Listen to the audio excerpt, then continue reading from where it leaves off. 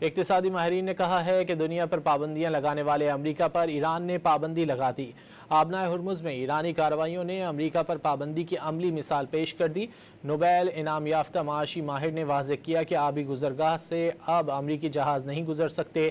سالوں سے امریکی پابندیوں میں جکڑے ایران نے سب الٹا کر دکھایا۔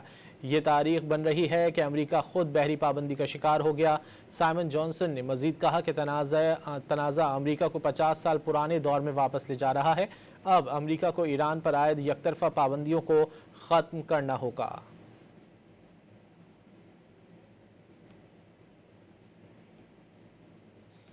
اقتصادی ماہرین نے کہا ہے کہ دنیا پر پابندیاں لگانے والے امریکہ پر ایران نے پابندی لگا دی ہے۔ آبنائے ہرمز میں ایرانی کارروائیوں نے امریکہ پر پابندی کی عملی مثال پیش کر دی ہے۔ نوبیل انعام یافتہ معاشی ماہر نے واضح کیا کہ آبی گزرگاہ سے اب امریکی جہاز نہیں گزر سکتے۔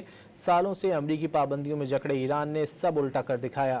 یہ تاریخ بن رہی ہے کہ امریکہ خود بحری پابندی کا شکار ہو گیا۔ سائمن جانسن نے مزید کہا کہ تنازع امریکہ کو 50 سال پرانے دور میں واپس لے جا رہا ہے۔ اب امریکہ کو ایران پر عائد یک طرفہ پابندیوں کو ختم کرنا ہوگا۔